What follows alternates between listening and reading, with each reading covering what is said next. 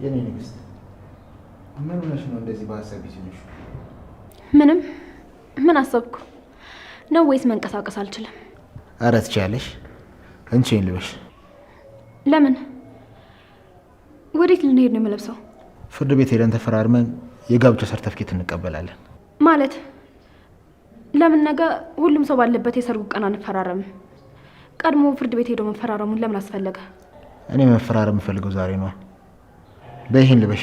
የሆነ ነገር ታደርጋለች፣ ሀሳቧን ትቀይራለች ብለህ ፈርተህ ነው አይደል? ቆይ ስታስበው ናታንን አሳልፌ የምሰጥ ይመስልሃል?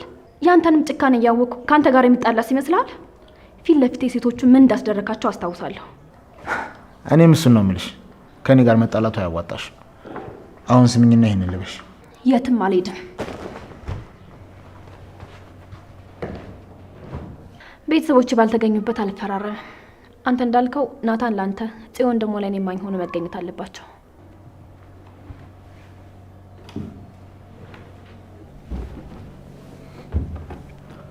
ኧረ እባክሽ። ታዲያ ወንድምሽና እናትሽስ ምን ሆነ ይምጡልሽ? ስለምንድን ነው የምታወራው? እኔ በህይወቴ እናትም ሆነ ወንድም ኖረኝ አያውቅም።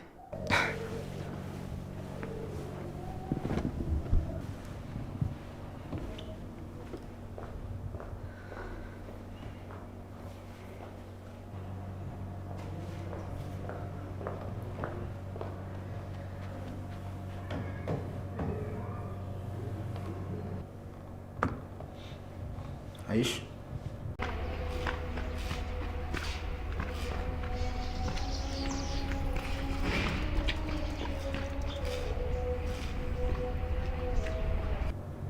እኔ ከፈለኩ አሁን ባለበት እንዲገደል ወይም ደግሞ እንዲታሰር ማድረግ ይችላል።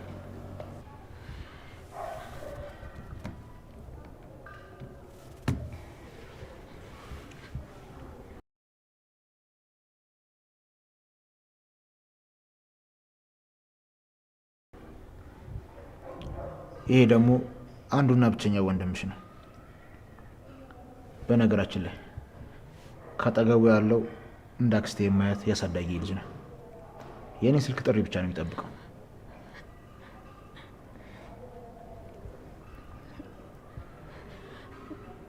ቆይ ለምንድን ነው ሁሉ ነገር የምታደርገው? እኔ እሺ ብዬ ሁሉም ነገር ትቼ ከአንተ ጋር እየኖርኩ አይደል?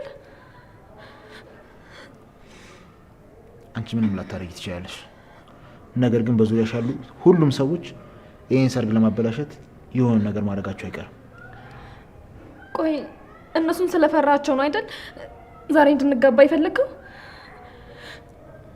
ቆይ እኔ እኮ ከፈለኩኝ በእኔ ህይወት እኮ እነሱ አይመለከታቸውም። ታዲያ አንቺ ፍቃደኛ ከሆንሽ ዛሬ መፈራረሙን ለምን ፈራሽ? ለማንኛውም 5 ደቂቃ ሰጥቼሻለሁ። ለብሰሽ ነይ፣ መኪና ውስጥ እጠብቅሻለሁ።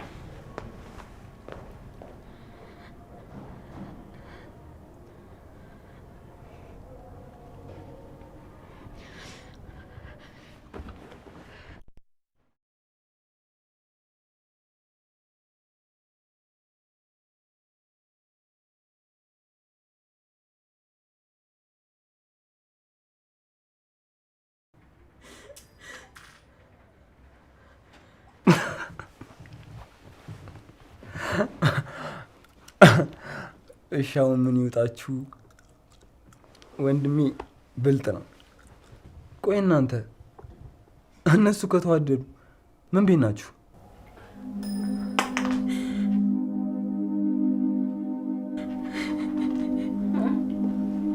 አንተ ባትፈልገው ለኔ ግን ያስፈልገኛል።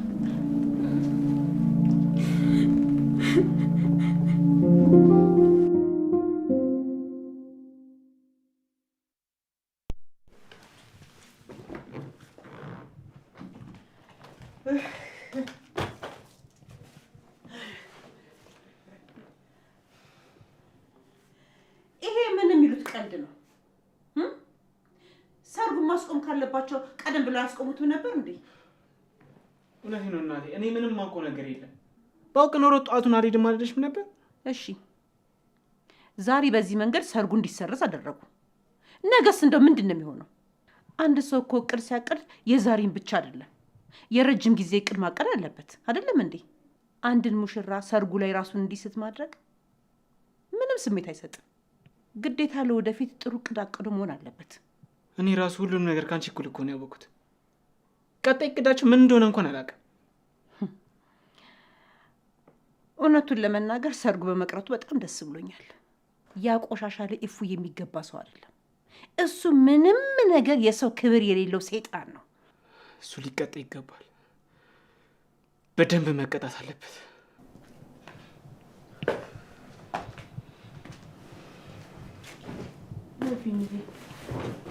ምን ተፈጠረ? ምን አዲስ ነገር አለ? ምንድን ነው እንዴ? ቆይኛ ከወጣን በኋላ የተፈጠረ ነገር አለ እንዴ? ያ ቆሻሻ ሁሌ አንድ እርምጃ እንደቀደመን። ወይኔ ቢኒያ፣ ብዙ ነገር እኮ አስበን ነበር። ያ ደደብ ነገሩ እኛን ደደቦቹ ቀድመን አንድ መንገድ መፈለግ ሲኖርብን የሰርጉን ቀን ጠበቅን። እንደማያምን እያወቅን ተሸወድን። ለምን የተፈጠረውን ነገር አትናገርም እንዴ? ምንድነው ዙሪያ ጥምጥም መሄድ? ያፌትና ኤፍራታ ትናንት ነው በፍርድ ቤት ተፈራርመው በህግ የተጋቡት። የዛሬው ድግስ እኛን ለማናደድ የተዘጋጀ ፕሮግራም ነበር። በቃ ይሄ ሰውዬ ልጄን በግድ አስሮ ይዟት ነው።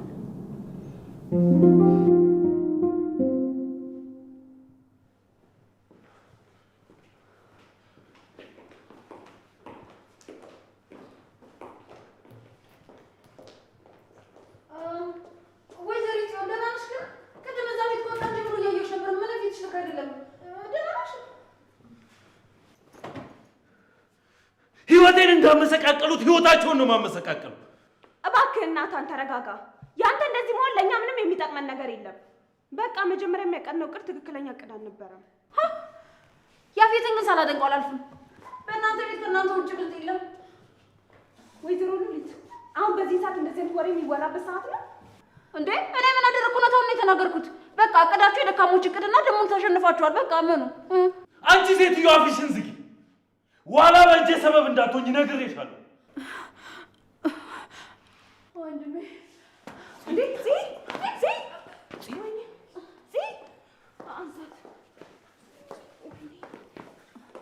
እኔ ቅድምም ተናግሬ ነበር። እቺ ልጅ ታማለች አልኩ። እኔን ግን አንድ የሚሰማኝ ሰው አላገኝም። እንዴ ቅድም እኮ ከመታጠቢያ ቤት ስትወጣ እያየኋት ነበር። ሰውነቷ እየተንቀጠቀጠ ነበር። እናንተ ግን አላስተዋላችኋትም ነበር። እዚህ ቤት ለነገሩ ሁሉም ሰው የራሱን ስሜት ነው የሚያዳምጥ። ማንንም ሰው የሚያስተውል ሰው የለም። ቤዝ እባክሽ ይህችን ሴትዮ ካጠገቤ አርቅልኝ፣ አለበለዚያ አንቄ ነው የምገላት። አሁን ደግሞ እኔ ምን አደረግኩ? እውነታውን ነው የተናገርኩት። አሁን ሳበዛችሁት።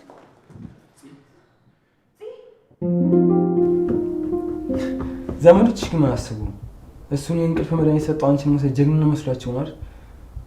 ልብ ካላቸው ፊት ለፊት አይጋፈጡ ተናገር። እባክህ ዝም ማለት ትችላለህ? እኔ ከአንተ ጋር ማውራት አልፈልግም። እኔ ዝም ብል እሱ ሲነሳ ዝም የሚል ይመስልሻል? ሁለታችሁም አንድ አይነቶች ናችሁ። ለሰው ስሜት የማትጨነቁ።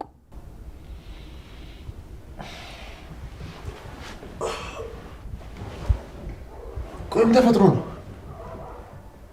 እንዴ? ቬሎሽስ ዛሬ ሰርጋችን አልነበረ እንዴ? ቆይ ለምን ያህል ቀን ነው እንደዚህ የቆየሁት?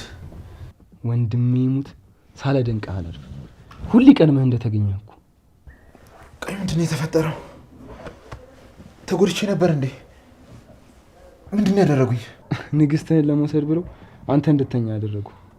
ይመቻቸው። ግን ደካማ ጎኔን ተጠቅሞ ያንን ውሃ እንድሰጥህ አደረጉ። መርዝስ ቢሆን ንገሪኝ። ይሄ ነበር አይደል እቅዳችሁ? የሰርጉን ዝግጅት አበላሽታችሁ ሁለታችሁ ተያይዛችሁ ለመጥፋት። አልገባኝም ወንድሜ። ከሰው ቀምተሃት ነው እንዴ? ጸቡስ ከገባው አይቀር አውቄውና አምኜበት ልግባ። እውነቴን ነው። እኔ ምንም የማውቀው ነገር የለም። እንደሚመጡ እንኳን እኮ የነገርከኝ አንተ ነህ። ስሚ፣ ለዚህ ስራቸው ከባድ ቅጣት እንደሚጠብቃቸው ንገሪያቸው። በዛውም የ80 ሚስት እንደሆንሽም ጭምር አሳውቂያቸው። እሱንም አውቀው ስትወት ሄዱ እኮ ወንድሜ። ቢኒያምና ናታንን ፊታቸውን ብታየው እኮ ቲማቲም ነው የሚመስለው። እሱን አለማየት ግን በጣም ያናዳል። እሱን ብታይ ኖሩ እግርህን ሰቅለህ ነበር መስቅባቸው።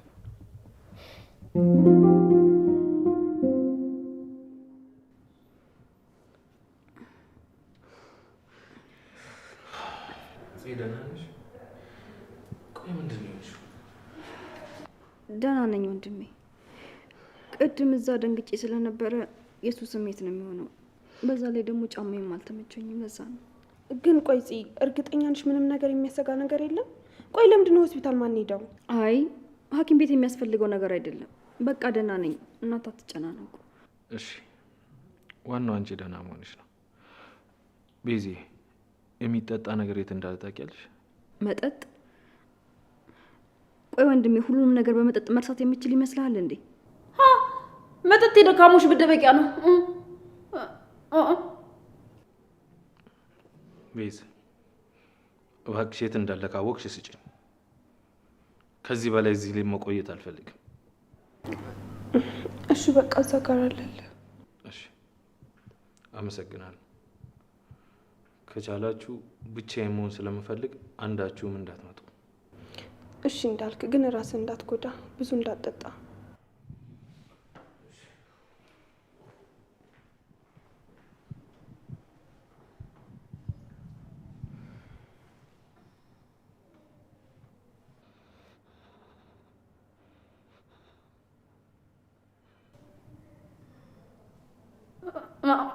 እንዴ ምንድን ነው?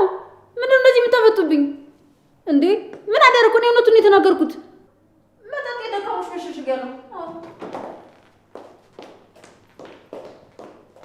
እቺ የማትረባ ደካማ መሆን ምን ማለት እንደሆነ አሳያታለሁ።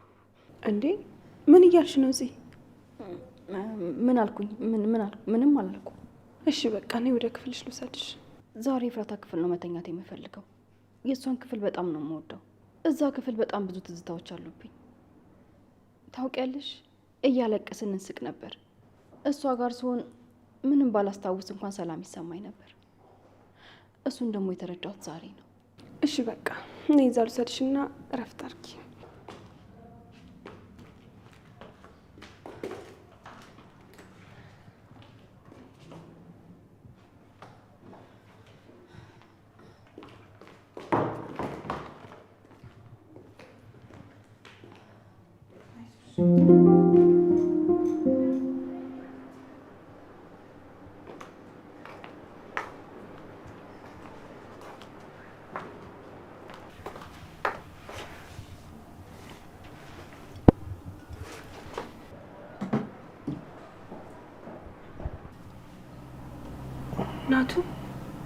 ናቱ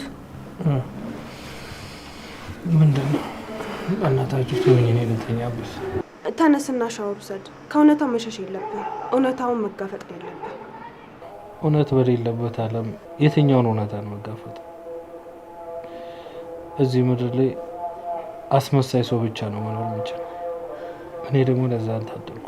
ተው ናቱ፣ አትሳሳት። ማስመሰል መታደል አይደለም።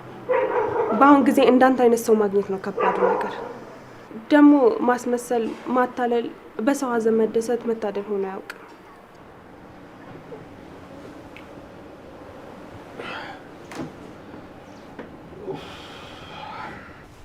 ተይቤዝ እኔ ለማጽናናት ብላይ ስራ አስሸናሸውች። እስቲ ተመልከች፣ ነገ ጥሩ ቀን ይሆናል፣ ክፉ መሆን የለብንም ብለን የራሳችንን ደስታ የሰጠናቸው ሰዎች የራሳቸው ደስታ ሳይበቃቸው የእኛንም ደስታ ነጠቁ።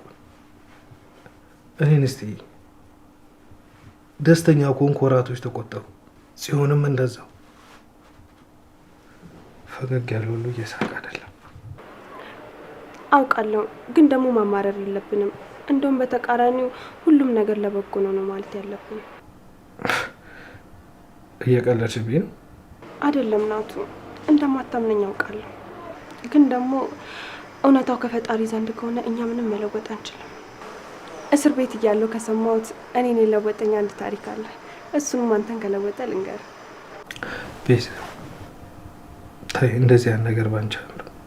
አውቃለሁ፣ ግን እኔን ከጠቀመኝ አንተንም ሊጠቅም ይችላል። አንድ ሰው ነበረ፣ በባህር ብቻውን እየሄደ መሀል ላይ መርከቡ ይሰምጥበታል። ከዛ ራሱ እንደምንም ብሎ ያድንና ወደ አንዲት ደሴት ያመራል። እዛም እየኖረ ትንሽዬ ጎጆ ለራሱ የሚኖርበትን ያዘጋጃል። የሚበላውንም ምግብ አሳ እያጠመደ ነበር። ከዕለታት አንድ ቀን አሳ ለማጥመድ በሚሄድበት ሰዓት የሆነ ጭስ ሰተተው። ዞር ብሎ ሲያይ ያቺ የሚኖርባት ጎጆ እየነደደች ነበር። ሮጦ ለማዳንም አልቻለም። ለካ አሳዬን እጠብስበታለሁ ብሎ ያነደደው እሳት ነበር ቤቱን ያጋየበት። በጣም እግዚአብሔርን አማረረው፣ አለቀሰ። ከዛ ዞር ብሎ ሲያይ መርከበኞች እየመጡ ያያል። እሱም በጣም ተደሰተና መርከበኞቹ ይዘውት ሄዱ። ከዛ እዚህ አካባቢ እኮ ማንም ሰው መጥቶ አያውቅም፣ እንዴት መጣችሁ ብሎ ሲጠይቃቸው ጭስ አይተን ነው እሳት እየነደደ ከሩቅ ስናይ እዚህ አካባቢ ሰው ሊኖር ይችላል ብለን መጣን አሉት። እሱም ተገረመ። ለካ ትንሿን ጎጆዬን ያፈረስክብኝ ወደ ትልቁ ቤቴ ልትወስደኝ ነው ብሎ አመሰገነ። አንዳንዴ ይሁን ነገር ሲበላሽብን ምንፈልገውን ነገር ስናጣ ሰውንም ፈጣሪንም እያማረርን እንኖራለን። ካጣነውና ከጎደለብን ነገር ጀርባ ብዙ ጥሩ ነገሮች እንደምናገኝ እንዘነጋዋለን። በችግራችን ጊዜ መቅረብ ያለብንን ፈጣሪን እንዘነጋዋለን። ከዛም አልፈን የችግራችን መወጫ የሆነውን ፈጣሪን ራሱን እንወቅሰዋለን። ያጣነውን ነገር ለሰጠን ፈጣሪ ልናመሰግነው ይገባል። የተሻለ ነገር እያዘጋጀልንም ሊሆን ይችላል። እኔ ምን ያራጣሁት ነገር አለ? ምን ኖሮ ይላመስገን? እስቲ ንገሪኝ። ያለኝን ሁሉ ሲወስድብኝ ይህም ነገር ያልፋል ለበጎ ነው ልል የሚችለው እንዴት ነው? እባክሽ ቤስ በቃ ተይ። እስከ ዛሬ ራሴን የሸወድኩት ይበቃኛል። አሁን በቃ ልተኛ። ራሴን በጣም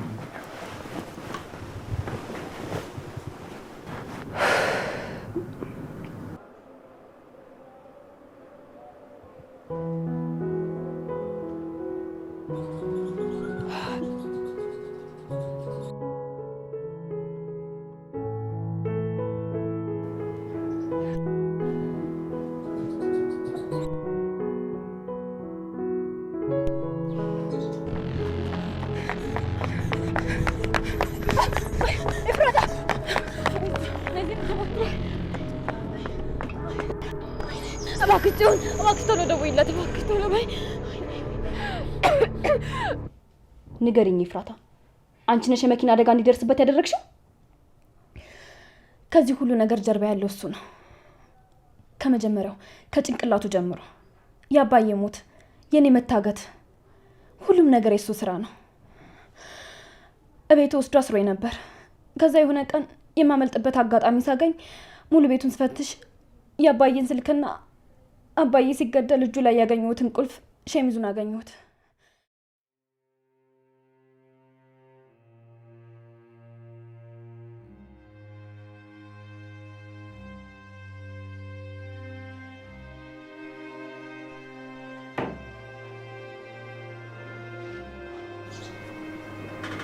ኤፍራታ በጣም ይቅርታ። ከበፊቱ የበለጠ አሁን የጎዳውሽ ያ አረመኔ በከባድ ነገር አስፈራርቶሽ ነው እንድታገቢ ያደረገሽ። ከረፈደም ቢሆን ይሄ ነገር ገብቶኛል። ደግሞ እንዴትም ብዬ ከዛ አረመኔ ሰው ያድንሻለሁ። ግን ቆይ እንዴት ብዬ ነው አይንሽን ማየት የምችለው? አንቺ እኮ ነግረሽኝ ነበር ፂ በኋላ የሚጸጽትሽን ነገር አትናገሪ ብለሽኝ ነበር። እኔ ግን አልሰማልኩሽ። ኡፍ ፂ ኡፍ ኡፍ። በህይወትሽ አንድ ቀን እንኳን እንዴት መልካም ነገር አትሰሪም? ቆይ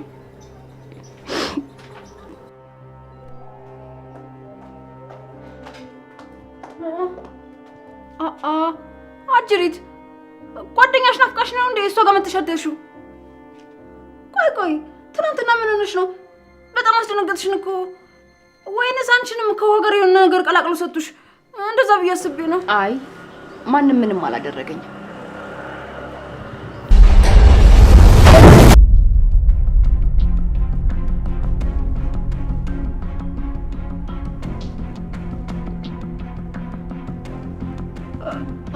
እንዴ ሲሆን ምን ሆነሻል? ደህና ነሽ?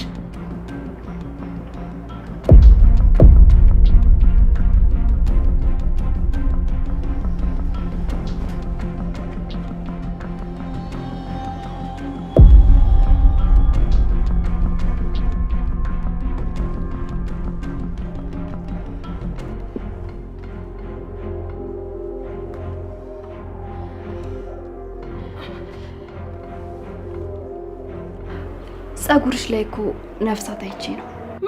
ወይኔ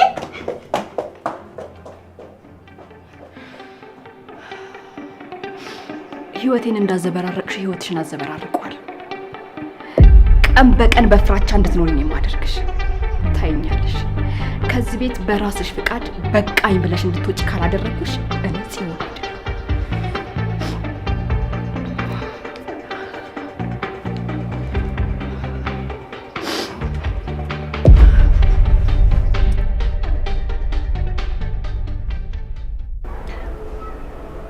ቆይ አንተ ልታደርግ ያሰብከው ነገር አለ እንዴ?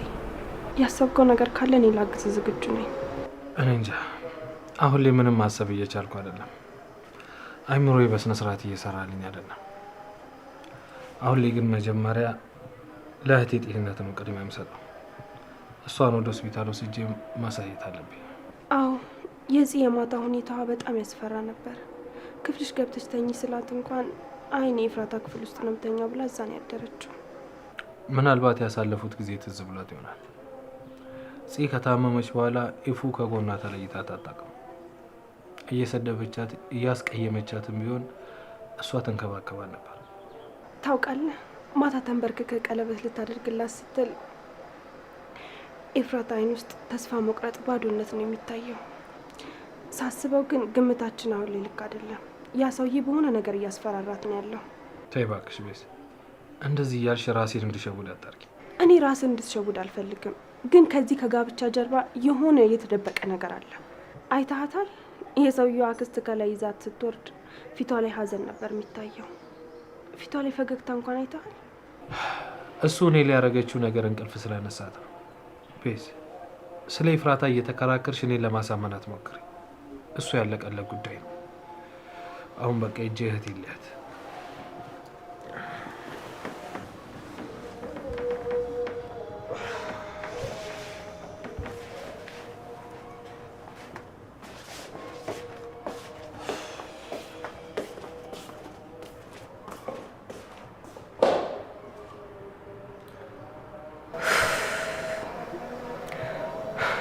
ፈጣሪ ሆይ እባክህን እርዳኝ።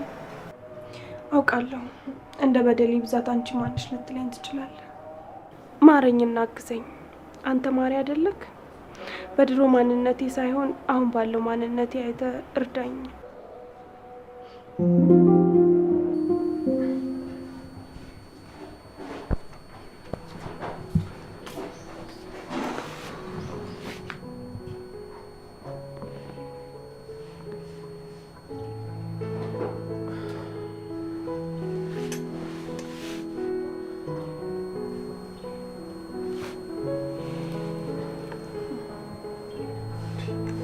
ማይ እባክሽን ትንሽ ቀመሽ እንዴ! ከትናንትና ጧት ጀምሮ ስላልበላሽ አሁን አቅም እያጠረሽ እኮ ነው። እኔ ምንም አልበላም። የመብላት ፍላጎት የለኝም። ተወኝ እማዬ። ምናልባት እኮ እህቴ ያገባችው አፍቀራው ወይም ደግሞ አስፈራርቶት ላይሆን ይችላል። ታዲያ ሁለቱም ካልሆነ ምን ሊሆን ይችላል? ምን መሰለሽ እማዬ፣ እህቴ ከነ መርማሪ ጋር እየሰራች ነበረ። ምናልባት ከሱ ጋር አውርተው እኮ ያፊትን በእንደዚህ ነገር ለሚያዛስበው ሊሆን ይችላል። ምን?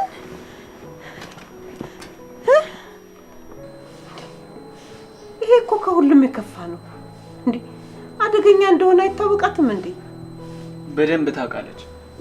ግን እህቴ የምትጨነቀው ስለ ራሷ ብቻ አይደለም። ያኔ በታገተች ጊዜ አብሯ ስለታገቱ ሴቶችን በደንብ ታስባለች። የእነሱ ኃላፊነት አለባት። እራሷንም ሰውታ ቢሆን እነሱ ማዳን ትፈልጋለች። ይሄ ምን ማለት ነው?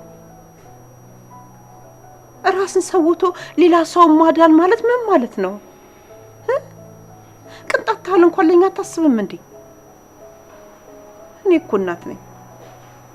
ማንም እናት ልጇን እንደምትወደው ከዛ በላይ እኔ እሷን ወዳታለሁ። ላጣት አልፈልግም። በሚሄድበት ቦታ ላይ ሁላ ልጄ ናት ብዬ በኩራት እንዳስተዋውቃት ትፈልጋለሁ። እንድትረዳኝ፣ እንድታቅፈኝ፣ እማዬ እንድትለኝ እፈልጋለሁ። እሱን እኔ የማልፈልግ ይመስልሻል እንዴ? ግን ነገን ተስፋ እንዳደርግ አንድ ቀን ሁሉም ነገር ተስተካክሎ እህቴ እኛም ብላ እንደምትመጣ የነገርሽኝ እኮ አንቺ ነሽ። እሱን ተይው እሺ። የሆነ ጊዜ ላይ ከይፉ ጋር እዚህ መታችሁ ያልሻትን ታስታውሻለሽ? ሁሉም ያልፋል ብለሻት ነበር እና ይሄ ግላንቻ ይሰራ እኛን ለማበረታታት ብቻ ነው የምትጠቀሚበት?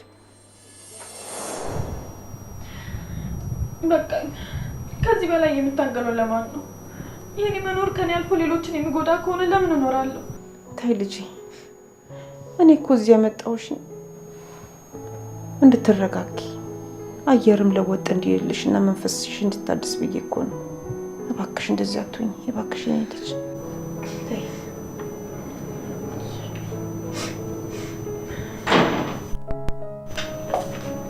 እንዴ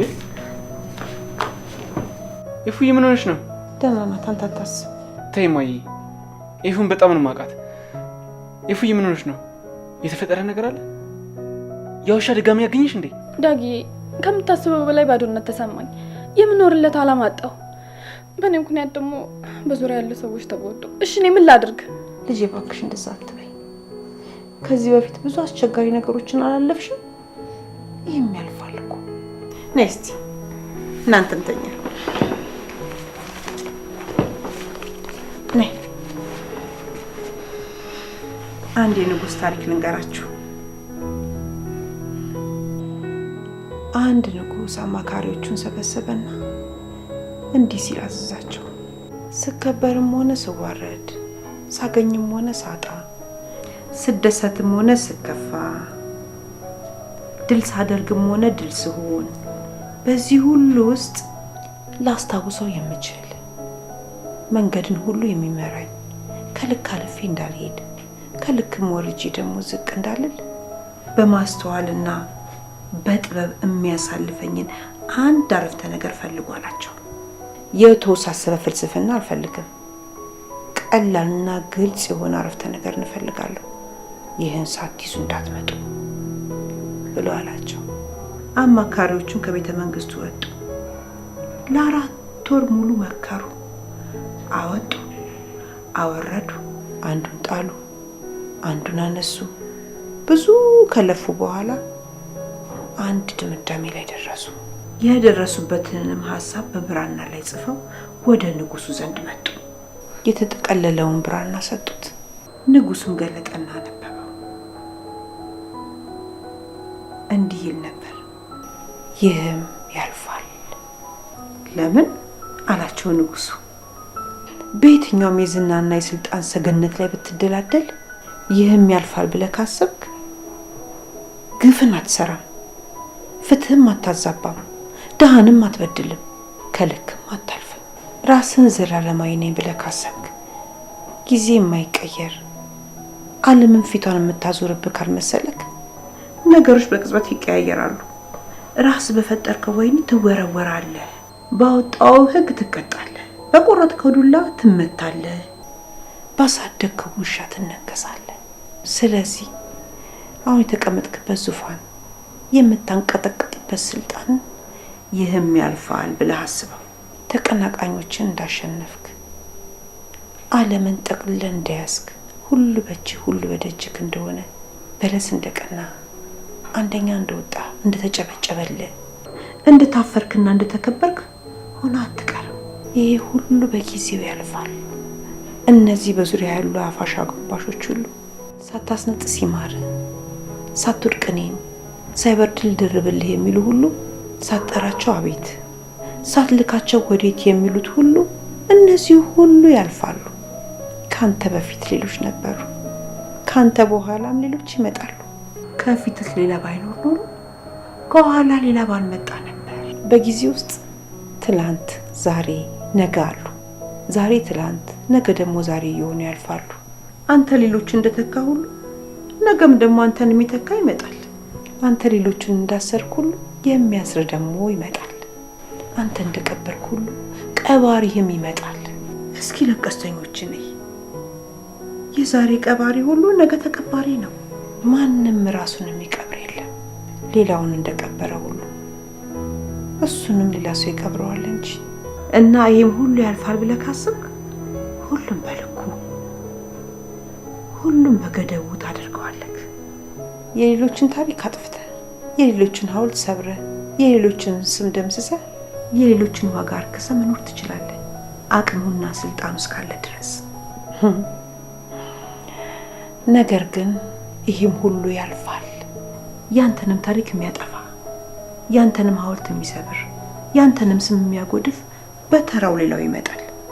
የሚተካህን የምትፈጥረው ዛሬ በምታደርገው ተግባር ነው። ክፉ ከሆንክ ክፉ ይተካል፣ ርዕቱ ከሆንክ ርዕቱ ይተካል። ይሄ ሁሉ ታሪክ አልፎ ብትወርቅ፣ ብትነሳ፣ ብትሰበር፣ ብትጠገን፣ ብትረሳ፣ ብትታወስ፣ ብታጣና ብትነጣ፣ ከላይ ወደታች እንዳየ ሁሉ ከታች ወደ ላይ ብታይም ያሰብከው ቀርቶ ያላሰብከው ቢመጣ ይህም ሁሉ ያልፋል ብለህ አስበው። ይህም ያልፋል ብለህ ካሰብክ ተስፋ አትቆርጥ። ነፍስ ሳትወጣ አትሞትም። ራስህን ለብስጭትና ለቁጣ ለትካዜ አሳልፈህ አትሰጥ። ከሞት በኋላ ትንሣኤ፣ ከእስር ቤት በኋላ መፈታት እንዳለ ታያለህ። የድል ጫፍ ሽንፈት እንደሆነ ሁሉ የሽንፈት ጫፍም ድል ነው። የስልጣን ጫፍ መውረድ እንደሆነ ሁሉ የውርደትም ጫፍ ስልጣን ነው። የብርሃን ጫፍ ጨለማ፣ የጨለማም ድንበሩ ብርሃን ነው። የበሽታ ጫፍ ጤና፣ የጤናም ጫፍ በሽታ ነው። ዓለም ቋሚ አይደለችም። ጊዜ ወደፊት ብቻ ነው የሚሄደው። እስር ቤቱ ሲተከል የነበሩት የሉ። ስለዚህ አንተም እዛ እስር ቤት ውስጥ አትኖር። ችግር ሲፈጠር የነበሩት የሉ። አንተም እዛ ችግር ውስጥ አትሰምጥም። እንደሚያልፍ ካመንክ ለማለፍ ትጥራለህ። እንደማያልፍ ካመንክ ግን ያለህበትን ትቀበላለህ።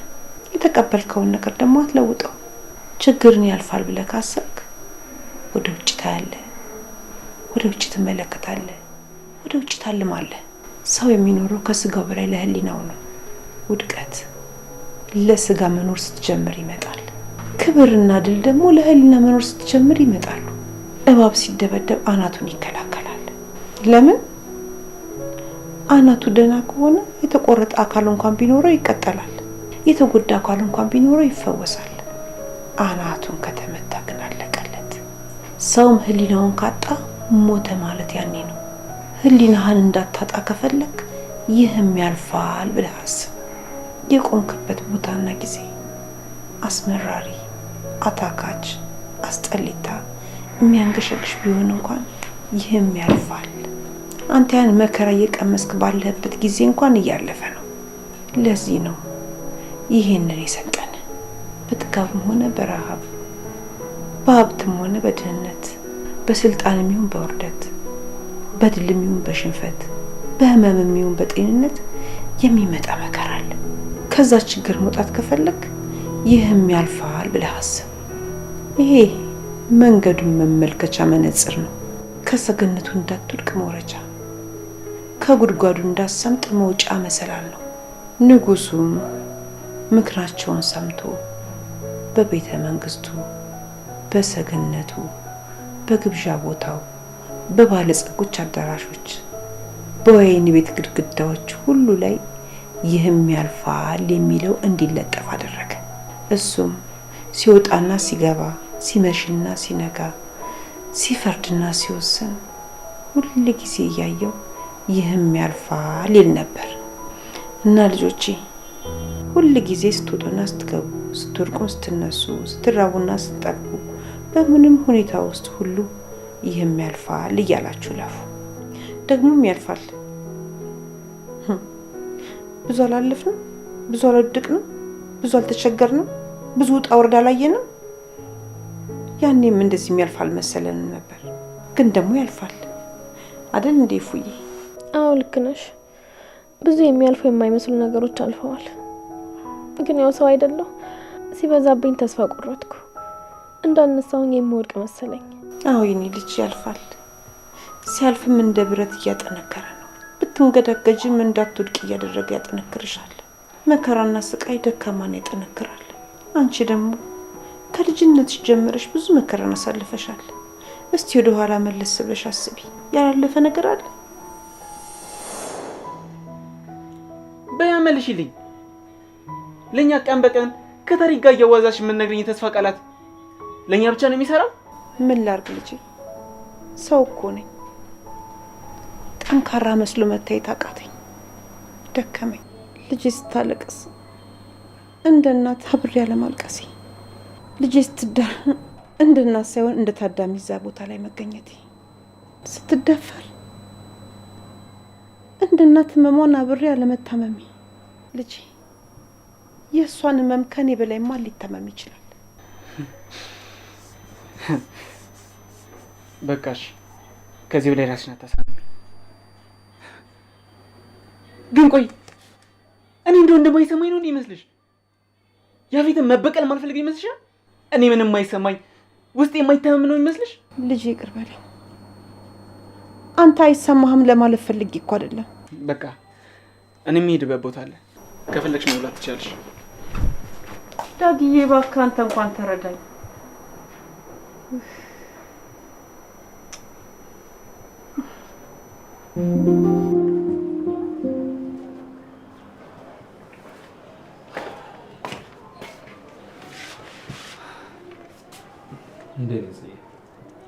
ይቅርታ፣ ማታ አብሬሽ መሆን ነበረብኝ። ጥዬሽ መሄድ አልነበረብኝ። አይ ወንድሜ ደህና እኮ ነኝ። ቤዛም ደግሞ አልተወችኝም። ማታ አንተ ብቻዬን መሆን ፈልጋለሁ ስትል እኔንም ሲያመኝ ጊዜ አንቺ ጋር በሆን ይሻላል ብላ እኔ ጋር ነው ያደረችው። ቆይ ግን ወንድሜ ቤዛ እያስመሰለች ነው ወይስ የምር ተቀይራለች? አሁን እሱን ተይውና ልብስሽን ቀይሪና እንውጣ። ሆስፒታል መሄድ አለብን። ለምንድን ነው ሆስፒታል የምንሄደው?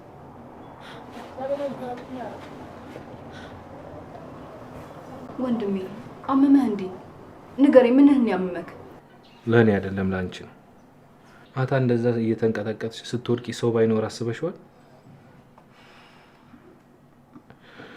ሲጀመር ትላንት በራሳችን ሀሳብ ተውጠን ማሰብ ተስኖን ነው እንጂ ማታ ነበር መሄድ የነበረብሽ። ምናልባት ያኔ ስትወድቂ ማስታወስ ካለመቻልሽ በተጨማሪ ዶክተሮቹ ያላስተዋሉት ሌላ ህመም ሊኖር ይችላል። ስለዚህ መሄድ አለብሽ። ይኸው ወንድሜ አሁን እኮ ደህና ነኝ። በቃ አላመመኝም። አሁን ደህና ነኝ። ይኸው ከፈለክ አሁን ስታይ ምን ነው በሽተኛ የሚመስለው? እንደውም ስትታይ አንተ ነህ የታመምክ የምትመስለው። እና ሄደክ ብትታይ ባይ ነኝ። ጽኔ እየቀለድኩ አይደለም። አሁን ውረጅና ልብስሽን ቀይረሽ እንውጣ። ጤነኛው እኛ አትሆኚ አንቺ ሳትሆኚ ዶክተሮቹ ነው የሚወስኑት። ኡፍ ወንድሜ በቃ አልሄድም። ይኸው በቃ አላመመኝም አልኩህ አይደል እንዴ? ይጫውንሳ በዛው። ኧረ መሄድ አትፈልጊም? አዎ አልሄድም። እንደዛ ነው። ተሸክሜም ቢሆን ወስድሻለሁ።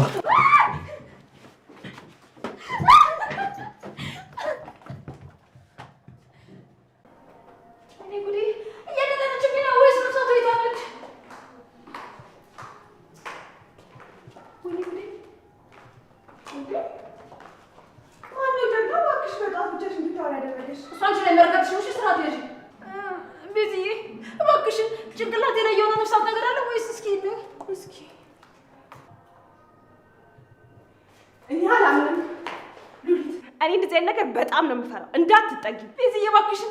ወይኔ ጉዴ! ምን አይነት ነፍሳት እንዳለ ብቻ ነገር እባክሽን ቤዝዬ እባክሽን። ይታባሽ አገኘሁሽ። ለካ እንደዚህ ፈሪ ነሽ እንዴ? አንቺ ማትረቢ በእኔ ሉሊት ላይ ነው እንደዚህ የምትጫወቺው? ስራሽ የምትይሻልሻል።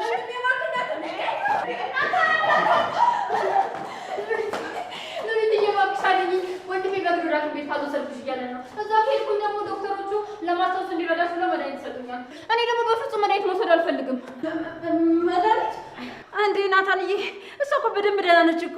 ደግሞ አስገድደህ እሷን መውሰድ የለብህም። ይኸውልህ እሷ የሚያስፈልጋት እንክብካቤ ነው። እሱን ደግሞ እኛ ያለን በደንብ እንንከባከባታለን። እንዴ ጽዮን፣ መድኃኒት አትፈልጊም እንዴ? ለምንድን ነው መድኃኒት መጠቀም አልፈልግም የምትይው? ቆይ ወንድምሽንስ በዚህ ልክ ለምንድን ነው የምታስጨንቂው?